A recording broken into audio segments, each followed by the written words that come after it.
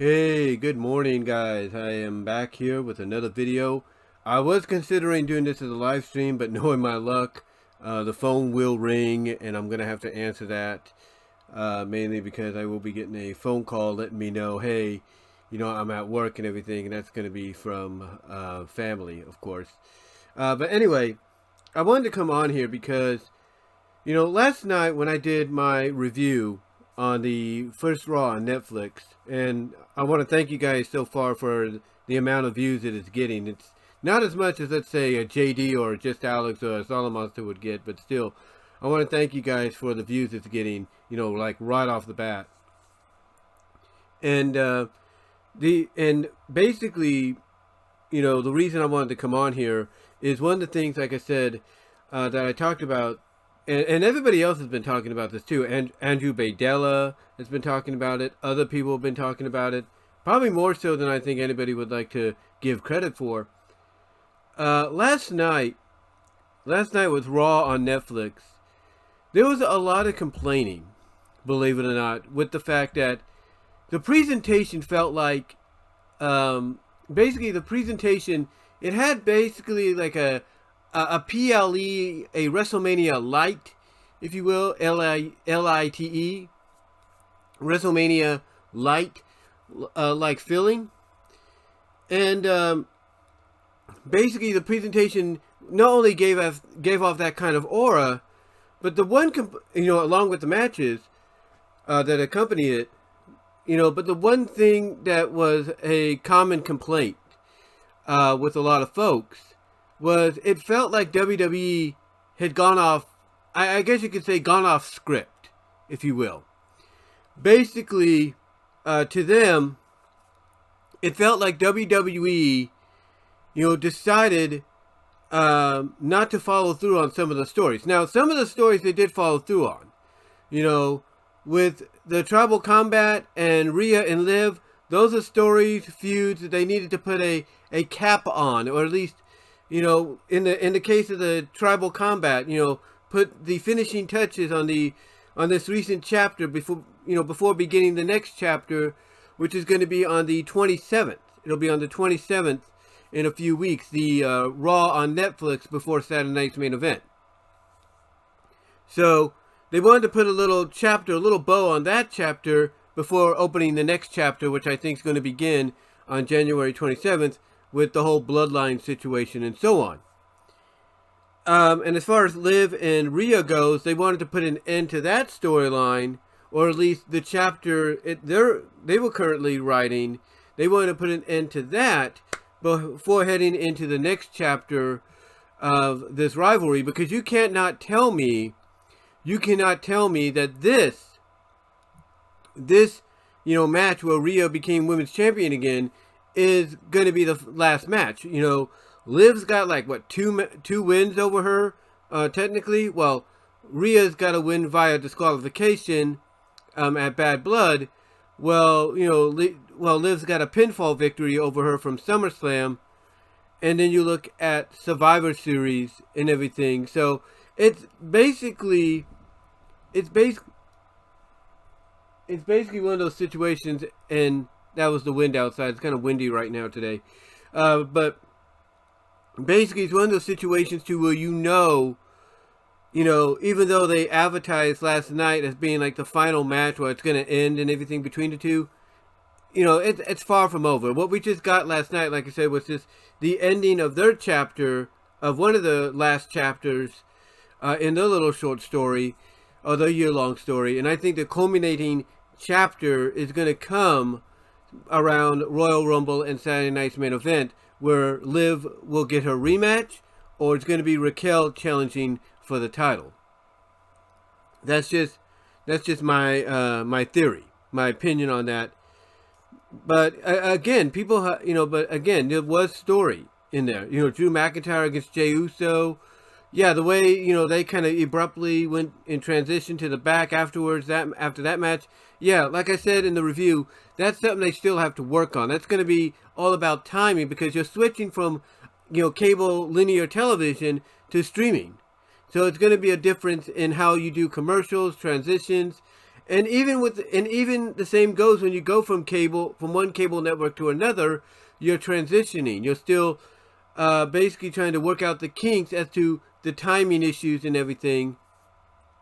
And basically over time you're going to see that come to pass. You're going to see those issues fixed over time. But anyway, you did have story. You did have bits and pieces of story here and there. Like I said, with the bloodline situation, where again, that's the end of that chapter. The next chapter is going to begin on the 27th. On the Raw on Netflix there, and then basically, the Seth Rollins and CM Punk deal. That was the first chapter. That was like, I guess you could say that was the culmination of the first chapter of the story, because the first several pages of the story with them, this feud with them, this rivalry, began basically in November of 2023. So it's been building and building. There's been page after page after page, inserted and written as a part of this, and it's basically the first chapter, which let's say a chapter is like 20 pages, 15 pages, at most in a novel. That first chapter came to an end last night with that matchup. And now another chapter is going to be written. So they're just starting their story. So there was story, no doubt. There was story there, when you look at it. There was some story developments, there. And basically these story developments, whether you want to agree or not that they were there, were basically chapter enders and, chapter enders to chapter beginners is the way I look at it. The Drew McIntyre situation, him losing to Jay, that's just another page in the current chapter he's writing in his, I guess you could say, twisted story of redemption. Because, he feels he's in the right. He feels like, hey, I'm in the right. These people need to pay for the association with Roman so that, I can have vindication that when I face Roman, he has no one to help him out, and I can finally see whether or not on his own if he can beat me, or if it's always been the case of I can beat him. He's always known it. So we'll see what happens there. We'll see what happens there and everything. So why am I talking about all this? Well, one of the things people kind of felt let down about, like I said, despite, the elements of story that were thrown in there, when you take a close look at it, what really, I think, brought people to a standstill, brought them to a, and excuse my language, God, when I say this, what the fuck is going on here, is mainly because when The Rock came out, and it all has to do with The Rock. Triple H was good. Triple H was fine, except they did complain about him there when he was doing his presentation, because they had this, they had the ring kind of draped off. Basically, you had these big, I guess you could say screens, or drape screens, if you will, the ones that fall down, when, a certain timer or mechanism goes off for presentation. And because that's what they had him do last night. Because Triple H was in the middle of the ring. Or at least he was heading to the ring while this was happening. People say they saw him getting in and going in between the curtain while it was happening. Into the ring. But anyway, they were showing this history of WWE, narrated by Triple H.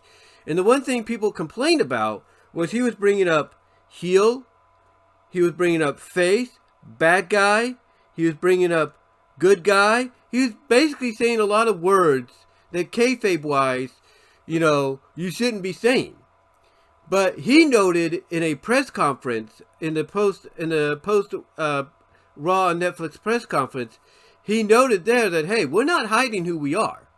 Basically, him saying in the press conference, we're not hiding who we are. He's saying, hey, look, folks are now smart enough to realize this is a show. This is what we've always said it is, and that is a soap opera in the middle of the ring, or surrounded by, a square, if you will, or surrounded by, surrounded by a square, surrounded by a ring. That's it. It's basically a soap opera taking place in the middle of of a boxing ring, a wrestling ring, MMA ring, you name it. That's what it is, and it's true. It is true. That's exactly what wrestling truly is. But fans were getting on them about that. Then The Rock comes out afterwards, and then fans get on him for not being Final Boss Rock.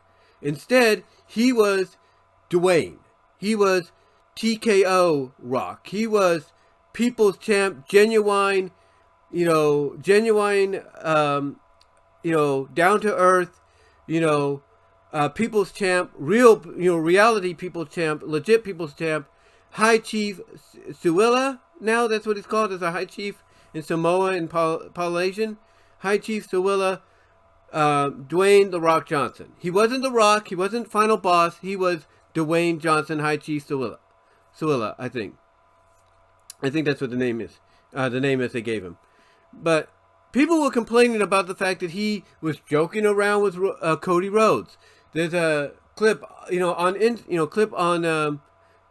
Instagram, or Cody's Instagram, or WWE's Instagram, where he's sharing, a cup. He's poured, him and Cody are sharing a cup of his mana, his tequila, if you will. And people like JD from NY206 are like, what the fuck is this? What the hell? What's going on here? People didn't like this.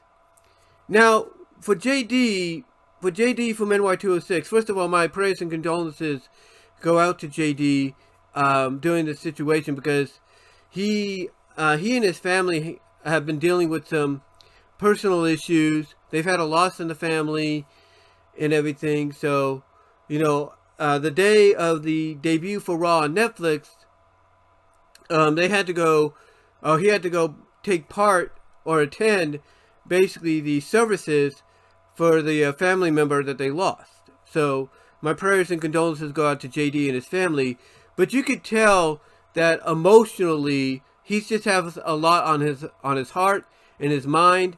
And being emotional, he's just, he's just, in my opinion, and I say it with all due respect to the guy, in my opinion, he's just being very ventful. He's being very venting. He's letting his emotions out. He's just letting everything he's, kind of held inside, especially during this time of unfortunate change in his family. And again, all my prayers and condolences go out to them. Is, all these feelings and emotions he's been having built up, he's letting out. He's letting out. And I think he knows that. I think when he looks back on this, and I'm sure his family will talk to him and all that, he's gonna realize, okay, I kind of went off in a way I shouldn't have, and I apologize. And I think he's going to hopefully apologize tonight on TNT, Tuesday Night Titans, that he co-hosts with Jason Solomon, the Solomonster. Tonight here on YouTube, I should say. But yeah, I think honestly, he's just letting his emotions get the best of him, and that's completely understandable. When you have a loss in the family, a lot of emotions will kind of get built up a little bit, and you'll just start, letting those emotions just come out of you, and sometimes come out at the wrong time, against the people that, they shouldn't be going out against. So again, my prayers and condolences go out to JD during this time. But when I look at his post on Twitter/X, I could definitely tell it's just a lot of the emotional baggage, that he's been keeping in, over this past week or two, based on what's happened personally in his family. And so I can understand why he's, the way he is. But I can also understand that, if you put that aside, the wrestling fan in him, was hoping for more like, okay, we know they're going to celebrate their Raws on Netflix, but I hope that they don't forget that this is about telling story. And I can understand from a wrestling aspect, where he's coming from. But what he and others need to understand about this was basically, this was, as I said earlier, this was like WrestleMania Light, but it was also very, very reminiscent of those anniversary, like shows, those season premiere like shows that WWE would do when they were on cable television with Raw.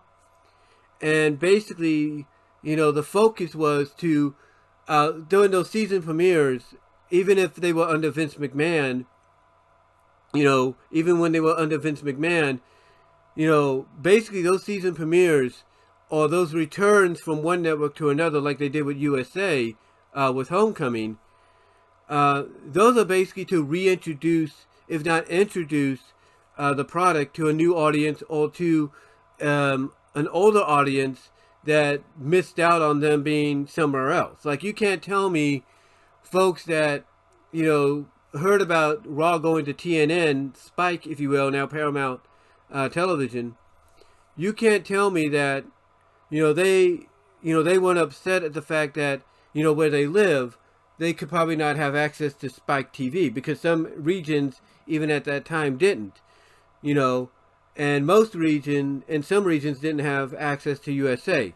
I should know, because I lived in Oskaloosa, Kansas, and they didn't have USA Network until after I moved out. But the point I'm getting at, ladies and gentlemen,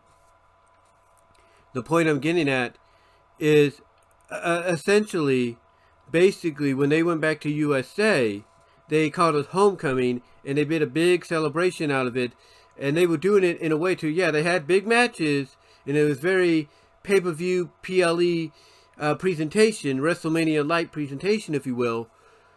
But they also basically focused on reintroducing the fans, or reintroducing older fans to the product that may have, like I said, forgot about them because they went to a network that some of them didn't get. Reintroducing them to the product once again, as well as introducing newer fans that were watching USA for other things, other shows and movies and stuff, introducing them to a product they may have not known about, and letting them see what, all the, fuss was about, all the talking, of, oh, this WWE is so good, you got to check it out, was about, if you catch my drift. And that's kind of what, what last night was with the Netflix situation. Basically last night was, okay, focus on certain stories, which they did, which is why you had the 4 or 5 matches that you did last night. I think it was just 4 matches, right?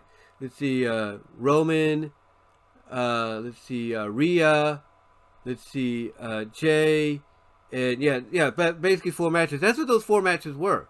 Focusing on the main stories that were either on the verge of ending, wrapping up, like Rhea and Liv. They got like 1 or 2 more chapters or pages to go in their story. Ending one chapter, beginning another with the whole Bloodline, Roman Reigns, Solo Sikoa storyline, and also writing another page or beginning a new chapter in the whole twisted redemption story of Drew McIntyre, and then writing, ending the first chapter and beginning the next chapter in the. In the second chapter, I should say, in the CM Punk Seth Rollins story. That's mainly what the focus was the focus on the storylines that had dominated WWE for the past year.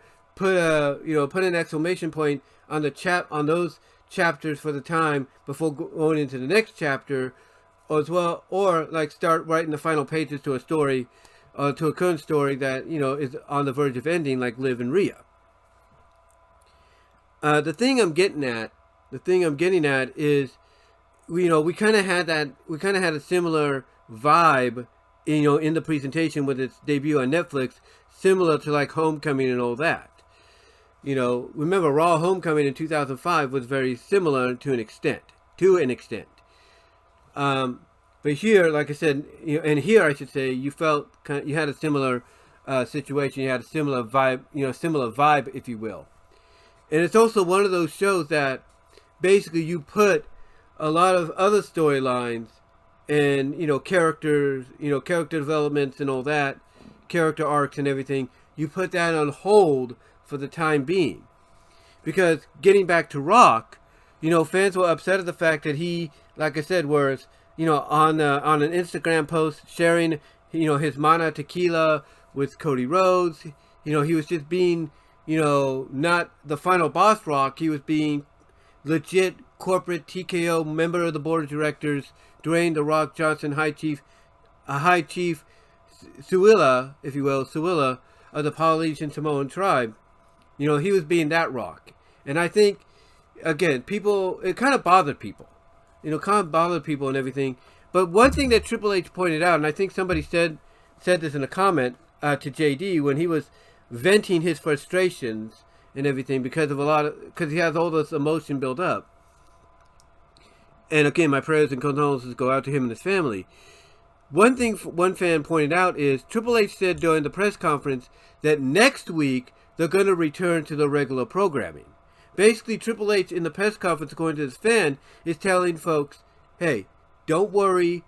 Don't worry. Tonight was just an introductory piece, for the Netflix viewers who, may not know about us and everything. This is just an introductory piece of saying, hey, here we are. And to quote Andrew Baydella, here we are. Come back. Hey, I'm getting a little tongue-tied here. But basically, like Andrew Baydella said, Triple H in his press conference said, we're going to return to our regular scheduled program.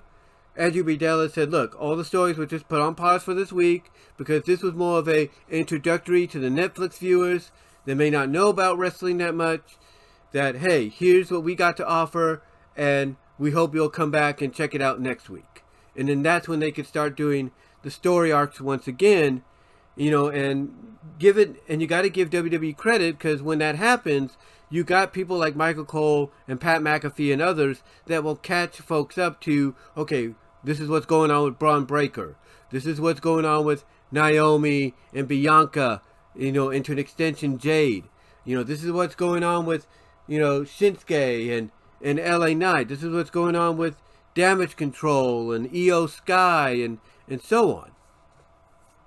So, you have people like Michael Cole and Pat McAfee that will catch people up to what's happening, so that way, they won't be left out on the loop. They won't be left out on the loop on anything going forward, and they could just continue progressing with what they brought to the table in the past. What they brought to the table in the past. So, that's kind of what you're getting here. That's kind of what you... what I'm trying to say is that's almost... I'm having a brain fart here, guys. Hold on for a second. I gotta get something to drink. Sorry about that. I had to get something to drink. I was getting a little tongue-tied and having a brain fart here. But basically, like I said, you have people like Michael Cole and Pat McAfee, and Jackie Redmond that can all catch him up as to what's going on, so that what you got in the past you'll get again on a regular basis going forward. Yesterday or last night was just a basically an introduction to what the product is about to those on that have a subscription to Netflix that know about WWE but don't know like who's like the main stars, like who are like the focal point stars that you will get to know if you continue to decide to watch the product and everything, and like I said, Triple H, according to one person, said in the press conference, they're going back to the regular programming next week.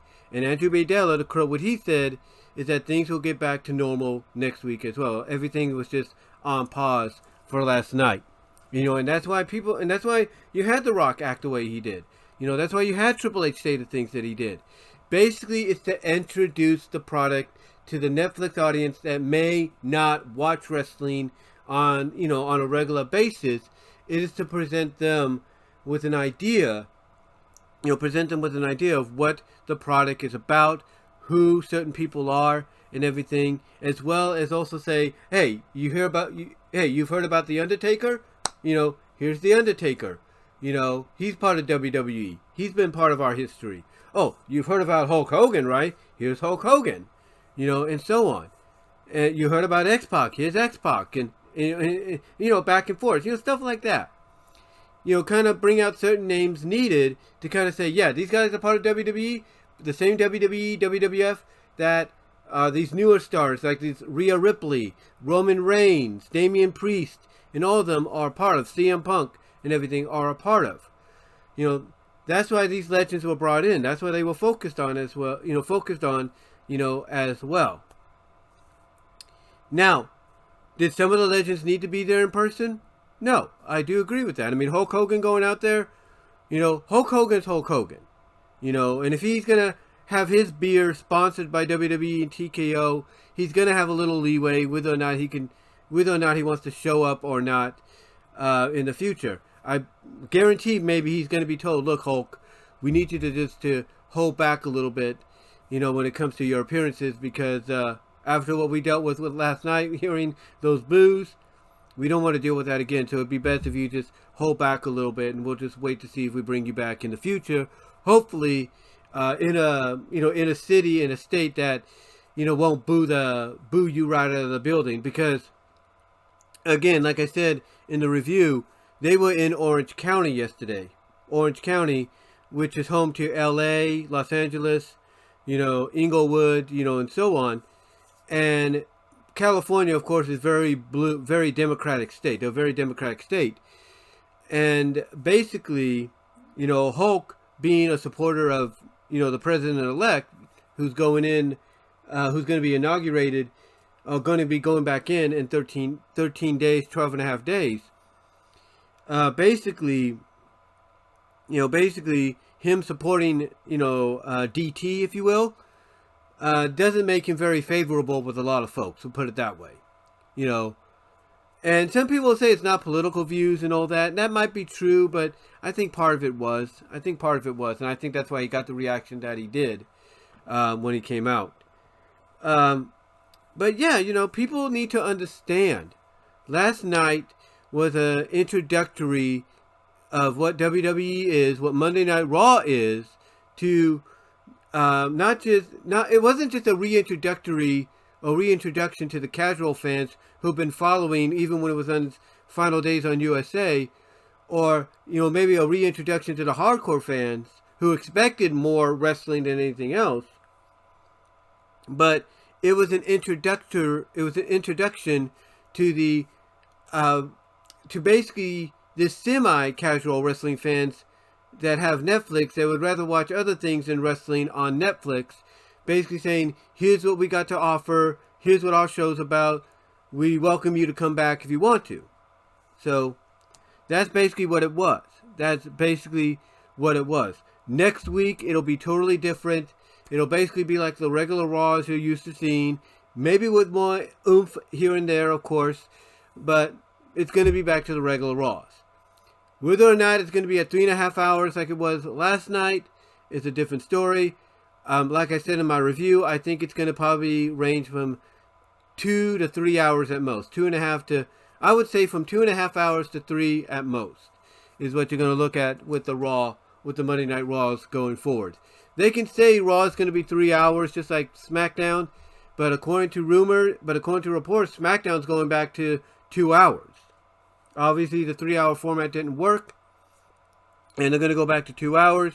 So I'm assuming Raw is going to go to 2.5 to 3 hours because of being on Netflix, and you can have as long as a runtime on there as you want, in my opinion. But we'll see what happens. But next week, things will get back to normal. Last night was just more of a introductory piece to the Netflix subscribers, as well as a thank you to the network executives for taking a chance on bringing WWE and the flagship show Monday Night Raw to the streaming service. So that's why it was presented the way it was. That's why they kept saying everybody's watching us all at the same time, because it comes on at the same time as everybody else. There's no more spoilers. No more spoilers unless you're watching, the replay. Unless you're working and all that, and you can only watch on occasions like during breaks or lunch, there's going to be no spoilers. There's going to be no spoilers whatsoever. Whenever Raw comes on, it's, whenever Raw goes live, that's when you're going to see it. They made that perfectly clear last night with the presentation. The whole globe is watching us. There were people watching Raw in the afternoon and in the morning around the world. And what that tells us, is that when Monday Night Raw, goes overseas to the UK, to Australia, to Japan, and so forth, that when they go live there, they'll be going live here. Like, for example, hold on for a sec. Let me check something. Like I was saying, the one statement they were making is essentially, Raw's going to go live no matter where it's at. So if it was to emanate from Tokyo later this year, which we don't know whether or not it will, the one thing that's going to be interesting about that is if it emanates from Tokyo and they decide, okay, we're going to start Raw at 5 p.m. Tokyo, Japan time, 5 p.m. Tokyo time, that would be midnight here. So if you're a true fan of Monday Night Raw, you would have to stay up till midnight, or you'd have to wait till Monday morning, like when the sun is up and everything, to watch Monday Night Raw. Yeah. That's essentially what's going to be happening. You're going to have to watch Raw on replay. And that's the one other advantage, is that you'll get instant replay of the show after it's over. After it live streams, you will get instant replay. So that's good. But yeah, basically, if Raw goes to Japan, or emanates from Japan, and let's say they start at 5 o'clock their time, Tokyo time, it'll be midnight here. You're going to be like, oh, great, I have to stay up till midnight? You may have to if you want to catch it live, or you just have to avoid the spoilers and the results that get brought up, and you'll have to wait till the next morning, like let's say 8, 9 o'clock in the morning, to watch Monday Night Raw. Same thing if they decide, okay, we're going to start at 6 p.m. Tokyo time, that'd be 1 a.m. our time, and so on. So that's what they mean by going live. Basically, they're basically saying, hey, if we're in another country, and that country's like 8 hours, 9 hours ahead of us, then it's going to come on live no matter where you're at, no matter what time it is. So, you want to watch Raw from Japan? Well, you're going to have to either stay up real late, ask for that Monday off from work if you're working, or basically, wake up the next day, go to work, and then come home, watch Monday Night Raw. There you go. There you go. But that's essentially what it is. And that's why they were plugging it so much, if you will, throughout the event. That's why they were plugging it so much throughout the event. Of how much of a big deal this truly is in the long run. Now to get back to what I was saying, you might be upset about that and everything. You might be upset about that, the way it was, being presented, the way they were, putting money first before anything else. Like people have said, Andrew Baydella has said it, Triple H to an extent himself has said it, things will be back to normal by next week. This is more like, here we are, this is what we're about, these are the people we need to thank, and so on, and then, the rest is just, and then just move forward afterwards, back into your normal routine, if you know what I mean. And for anybody, let me make this straight too. For anybody that's coming out and saying, oh, I'm going to watch AEW now, or Triple H is no different than Vince and everything, and this proves AEW is better. Let me make this perfectly clear to you. First of all, for those of you that say AEW is better now, ha ha ha, stop trolling people. Stop trolling, okay? We get it. We get it, okay? You want more emphasis on the wrestling. We get it. Stop trolling. And for those of you that come out and sarcastically say, "Oh, this is better than da da da," we know you're trolling. Stop trolling. We get it. You have this mindset of, "Oh, they believe in this stuff. Well, let's mock them." Grow up, okay? Just grow up. We get what you're trying to do. We get the message you're trying to send. Grow up. And also, let me make this perfectly straight as well. Let me make this perfectly straight with you guys as well. Truth, fact, and truth. if the shoe was on the other foot, if the shoe, I should say, was on the other foot, and I know that's a cliche saying, an old cliche saying that people use, but if the shoe was on the other foot, and AEW was put in this position that WWE was in now, where they were on Netflix and not WWE, if AEW had gotten the Netflix deal, do you not think Tony Khan would have gone out of his way and done the same thing that WWE did tonight or last night? Do you think he would have not done that? Of course he would have. Of course Tony Khan would have gone out of his way and say, hey, let's make this Dynamite, this first Dynamite on Netflix, all about, who we are, what we're about, what we're about, who we are, and also a way of thanking the Netflix people for taking a chance on us. You do not think, honestly, Tony Khan and AEW wouldn't have done the same thing WWE did last night? Of course they would have. You don't think TNA would have done it? Of course they would have. Anthem Sports would have rolled out multiple red carpets and done the same thing WWE did. There's no doubt about that. House of Glory, Hog Wrestling, that JD and Solomon are a part of. You don't think they would have done the same thing if they got this opportunity? Of course they would have. Of course they would have. Despite what JD may say or may not say, based on a lot of emotion he's had build up over the past week or so because of what's been happening personally, and again, prayers and condolences go out to his family. He could say out of this all emotional venting and all that, what he wants to say, but you can't tell me he wouldn't understand, hey, we got to do it this way because we want to present to the world who we are, what we're about, and also want to personally have worldwide thanks to Netflix execs for giving us a chance. They would do it. There's no doubt they would do it. You don't think Japan wouldn't do it? New Japan Pro Wrestling? Of course they would.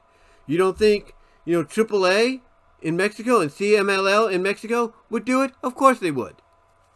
The point is, any wrestling promotion, major, mid, or small, they would go out of the way to pause what they're doing, pause most of what they're doing, with the exception of maybe a few storylines here and there that have to be wrapped up or have new chapters written for them, like WWE did last night. You can't tell me they wouldn't have done all that WWE did. You can't tell me they wouldn't have done that as well to kind of basically present themselves to the world, maybe the first time viewers, as to who they are, what they're about, and also, like I said, give thanks to the Netflix execs. You can't tell me they wouldn't do that, because they would. And that's a fact. That is a fact of life. That is a truth. Straight up shoot, if you know what I mean. So here's the thing. Don't blame WWE for doing what they did last night, because anybody else would have done the same thing. UFC, if they got on Netflix, would have done the same thing. There's no doubt. No doubt in my mind. So even Women of Wrestling, WOW, would have done the same thing. So let's not totally take what happened last night out of context and say, oh, this is just proof things are not so different, and Triple H is like Vince, and da-da-da. Let's shelve that for right now. Shelve that for right now, and take into consideration this was just an introductory piece last night, a showcase piece to the world of what WWE is about, what they bring to the table, especially when it comes to the Netflix platform. That's what it was. That's all it was. They'll get back to the regular schedule program, back to the storylines resuming, and everything next week. So don't worry your heads about because of what happened last night. You got your wrestling, you got some story progressions, some chapters written, some new chapters being prepared to be written, some chapters being closed, some final pages of stories and rivalries being written. You had that all taken care of last night. So let's not say we didn't get something, in return. All right, let's not say we didn't get something in return, because we did. We got something good. We got a good, decent show, in my opinion. But we also got to remember, it was a showcase, introductory piece to the Netflix viewership and world that may not know about WWE or who's involved in it. This was that kind of show last night, and it was also a thank you to Netflix execs. And like I said, You cannot tell me that all the other wrestling promotions out there, AEW, New Japan, AAA, CMLL, Stardom, TNA, MLW, you name it, House of Glory, you can't tell me they wouldn't, Rev Pro, you can't tell me they wouldn't do the same thing that WWE did last night, no matter what people say that worked for them or not. Because they would have. And they would understand why it needed to be done that way. Just finishing off my Coca-Cola there. But yeah, you can't tell me nobody else would have done the same, something similar, because they would have. Anyway, though, guys, I just wanted to come on here and talk about that and let you know that don't worry. This is just a one-time deal. Won't have to worry about it ever again. Maybe the closest you'll have to, maybe the closest we may have to, we get a little tongue-tied here, but I think the closest will come to something like this happening again will probably more than likely be the Raw after WrestleMania, and then that's it. So I think the next time we get something similar to what we had last night will be the Raw after Mania, but that's it. And until then, everything will be back to the way it should be, back to the regular scheduled program, as Triple H put it. Back to the feuds and storylines being resumed, like Andrew Baydella put it.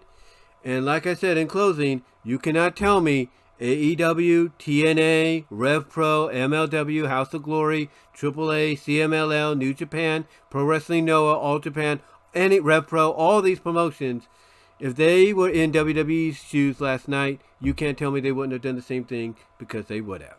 And that's a fact.